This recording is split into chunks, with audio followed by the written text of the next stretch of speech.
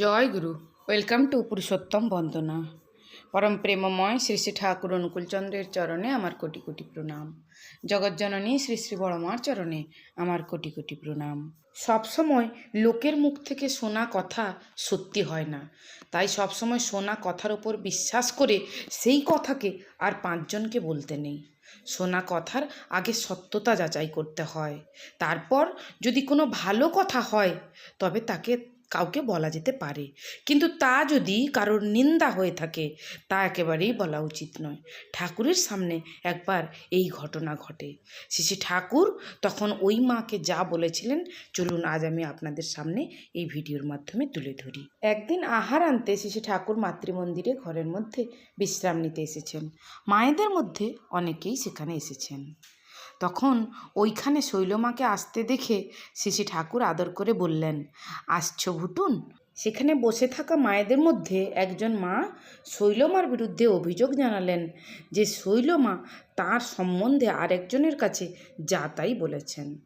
তখন শৈলমা ঝাঁঝিয়ে উঠলেন, হ্যাঁ, ঠাকুরের কাছে খুব করে বলো। দিদি যে আমাকে বলল তার আর দোষ হলো না, তার কাছে যা শুনেছি তাই বলেছি। এখন দোষ হলো আমার, যত দোষ নন্দ ঘোষ।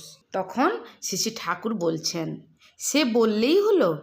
তুই সেটা মোকাবিলায় না মিলিয়ে সত্য মিথ্যা নির্ধারণ না করে তার নিন্দা কথা বিশ্বাস করে আর পাঁচজনের কাছে একজনের বিরুদ্ধে গিয়ে বেড়ালি?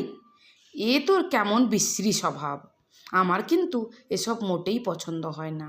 মানুষের যেটা ভালো শোনো সেটাকে ঢাক পেটাও না, কিন্তু নিন্দাজনক কিছু শুনলে সেখানে তোমার বিশ্বাস ও যাজন প্রবৃত্তি উথলে ওঠে, তাই না? যাতে মানুষের সঙ্গে মনোমালিন্য হয়, বিরোধ বাঁধে, তাই তোমার বুদ্ধি। তোমার সঙ্গে সবার এবং সবার সঙ্গে সবার যাতে ইষ্টানুগ মিল হয় সেই বুদ্ধি নিয়ে চলে দেখো তো, তাতে এর থেকে ঢের বেশি সুখ পাবে। তাই এদিক ওদিকের কথা বলে কোনো লাভ নেই। কার কোন কথা ভালো লাগে, কার কোন কথা খারাপ লাগে।